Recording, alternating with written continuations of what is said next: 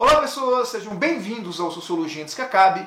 Eu sou o professor Thiago Siegel e hoje eu quero falar com vocês sobre uma comparação que tem aparecido na internet, uma comparação bem pesada. Seria Bolsonaro uma espécie de Jim Jones brasileiro?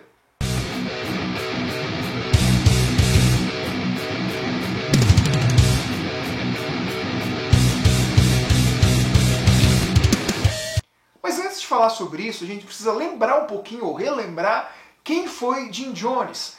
Os mais novos provavelmente não sabem, né? E essa é uma história muito pesada, então faz mal falar sobre ela, né? Ela cria um clima pesado. Então vamos falar sobre ela de maneira mais rápida possível. Bom, Jim Jones nasceu no estado de Indiana, lá nos anos 40, 30 do século passado, e ele sempre foi tido, sabe-se pouco sobre quem foi Jim Jones, sabe-se pouco sobre a sua infância, a sua juventude. Costuma-se dizer que ele era um cara meio tímido, mas ao mesmo tempo ele era também uma pessoa bastante carismática que encantava as pessoas.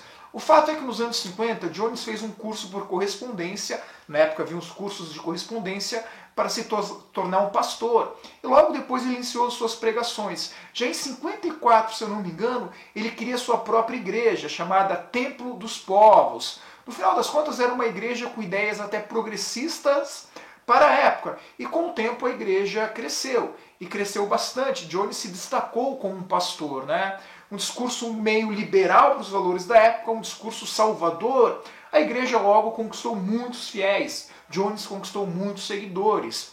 Em sua maioria, seguidores de camadas sociais mais excluídas. E como os Estados Unidos é um país que sofre muito com racismo, nos anos 50 sofria muito mais do que hoje, muitos dos seus seguidores eram negros. Nos anos 60 surge toda a história da contracultura, e nos Estados Unidos a gente sabe que a Califórnia foi um dos estados com maior destaque no pensamento liberal, no pensamento da contracultura, do movimento hippie. Jones então resolve levar a sua igreja e os seus seguidores, o Templo dos Povos, para a Califórnia, para São Francisco, se não me engano. E lá, é claro, a igreja cresceu muito. E obviamente, conforme a igreja cresceu, também cresceu as denúncias contra Jim Jones. Denúncias que envolvem ainda hoje muitos líderes religiosos. Denúncias de assédio, denúncias de abuso sexual, denúncias de sequestro, denúncias de apropriação indébita, de tomar os bens dos fiéis, de roubar literalmente os fiéis. Conforme essas denúncias foram crescendo, Jones resolveu, já nos anos 70, comprar uma grande porção de terra, uma gleba de terra na Guiana, e para lá ele levou seus seguidores. Para lá ele levou grande parte dos seus fiéis, mais de 1000 seguidores, acompanharam Jones numa viagem dos Estados Unidos para o interior da Guiana, uma área bem isolada, onde ele fundou a sua própria cidade chamada Jonestown. Olha só, né, a personalidade do cara, uma cidade com o próprio nome. Em Jonestown, Jim Jones era o líder do Templo dos Povos, era o líder da cidade, era uma espécie de rei, uma espécie de juiz e carrasco de suas próprias ideias. Ele controlava as pessoas e controlavam as cidades. Com o passar do tempo, começou a surgir novas denúncias contra Jim Jones, sobretudo denúncias de sequestro, de cárcere, de que ele obrigava as pessoas a ficarem lá. Quem tentasse fugir era ameaçado, tinha sua vida ameaçada, e algumas pessoas conseguiram fugir, voltaram aos Estados Unidos e fizeram a denúncia.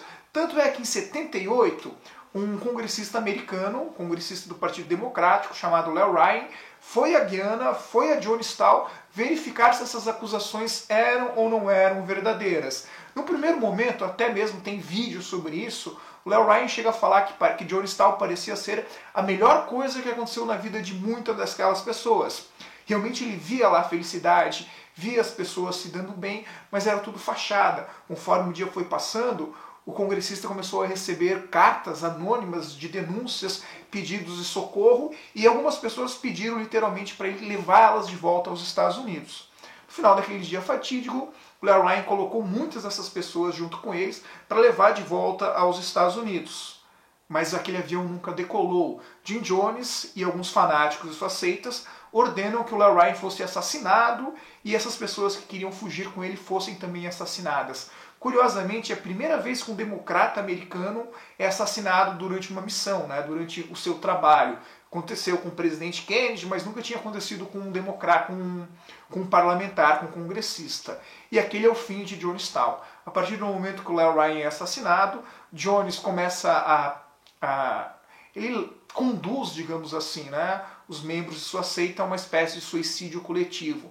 Mais de 900 pessoas tomaram cianeto, cometeram suicídio, entre elas mais de 300 crianças que recebiam o comprimido dos seus pais e depois os próprios pais tomavam isso enquanto ouviam a voz do Jim Jones no alto-falante dizendo que aquilo seria a coisa certa a se fazer, já que o mundo não aceitaria quem eles eram, não aceitariam as suas ideias. O próprio Jim Jones não está muito claro se ele cometeu suicídio ou se ele foi assassinado, porque enquanto a maioria dos seus fiéis cometeram suicídio tomando cianeto, Jim Jones morreu com um tiro na cabeça. Muitos acreditam que foi ele mesmo que deu esse tiro, outros acham que talvez alguns dos seus seguidores tenham feito isso. A verdade é que a gente não tem como saber o que realmente aconteceu. Mas o fato é, a história de Jim Jones é uma das histórias mais macabras, onde se mistura autoritarismo político e fanatismo religioso. É uma história que o mundo quer esquecer, que muitas pessoas esqueceram, mas conforme o fanatismo cresce, essa história não pode ser esquecida. E aí você pode estar se perguntando, bom, e o que isso tem a ver com o Bolsonaro? E o que isso tem a ver com o Brasil? Infelizmente, muitas coisas. Vamos tentar levantar alguns tópicos, alguns pontos sobre isso. A primeira delas, e para mim é muito óbvio, Bolsonaro, Jim Jones e outras tantas pessoas compartilham essa perigosa combinação de fanatismo religioso com autoritarismo político. E reparem, tá, gente, é extremamente perigoso. De um lado, o fanatismo religioso, do outro, o autoritarismo político. E essas duas coisas se manifestam numa espécie de desejo de mandar sozinho, desejo de ser visto como um Messias, como um Salvador. E assim como um Messias e um Salvador não pode ter as suas ideias questionadas. Isso nos leva a um terceiro ponto muito perigoso também, que era visto em Jim Jones e que a gente pode reparar também hoje no presidente Bolsonaro, que é o quê? A síndrome de perseguição.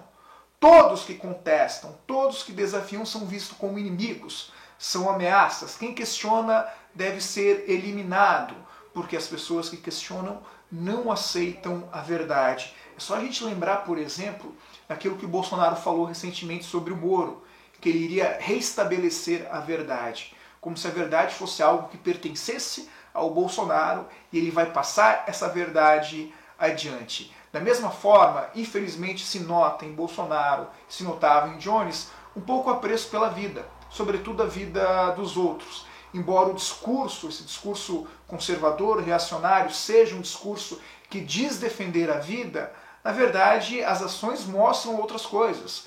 Como, por exemplo, aquele "e daí" que o Bolsonaro largou diante das 5.000 mortes, que já são 9.000 mortes, que provavelmente a hora que você esteja vendo esse vídeo sejam 10, 15.000 mortes em relação ao Covid. Esse "e daí", atrelado às poucas ações práticas que o governo tem feito para minimizar os impactos dessa pandemia, nos mostra um pouco apreço pela vida. E aí vem outro ponto em comum. Ao fingirem serem bons, Jones e Bolsonaro conseguem, de uma maneira macabra, despertar aquilo que existe de pior nas pessoas, aquilo que existe de mais violento nas pessoas. Não é necessariamente que Bolsonaro seja alguém violento, mas de uma forma a mensagem que ele passa acaba despertando a violência nos seus seguidores. E aí a gente está vendo agressões a enfermeiros, agressões a jornalistas, agressões a pessoas que se manifestam contra o pensamento bolsonarista, e com certeza essas agressões tendem a aumentar conforme a crise vem aumentando. E aí nós vemos um outro ponto em comum. Assim como Jim Jones, Bolsonaro não comanda um país. Parece cada vez mais que Bolsonaro comanda uma seita, o bolsonarismo.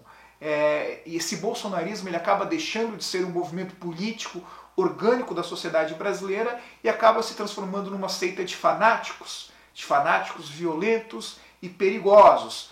E a gente tem percebido isso cada vez mais. Mas Bolsonaro e Jim Jones não são parecidos, não são iguais. Eu não acredito que Bolsonaro cometa o suicídio, nem acredito que Bolsonaro incentive abertamente o suicídio coletivo de seus seguidores. Mas a sua forma de fazer política, alimentando o ódio no país a níveis perigosos, promovendo a morte, ou pelo menos fazendo pouco para preservar a vida, acaba de uma certa forma ou de outra se parecendo com aquilo que Jim Jones fez na Guiana. Nesse caso eu quero dizer para vocês que, metaforicamente falando, parece realmente que Bolsonaro tem levado o Brasil a uma espécie de suicídio coletivo, alimentando o ódio e fazendo pouco para preservar as vidas. Isso isso coloca o Brasil num caminho muito perigoso e honestamente vai ser muito difícil reverter, mas vai ser revertido, é claro, mas vai ser muito demorado, que vai levar o brasileiro médio, todos os brasileiros, a um longo período de sofrimento e angústia.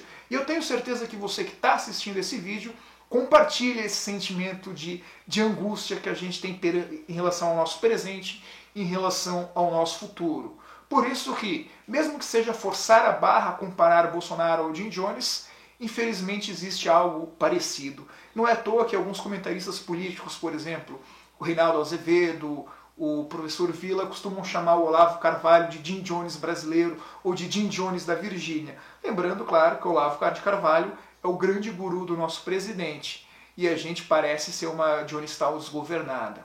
Pois bem, espero que você tenha gostado desse vídeo. Se gostou, dá um like, deixa aí o seu comentário, curte, compartilhe e, é claro, se cuidem, né? Cuidem das pessoas queridas de vocês nesse momento tão complicado. Forte abraço a todos e valeu!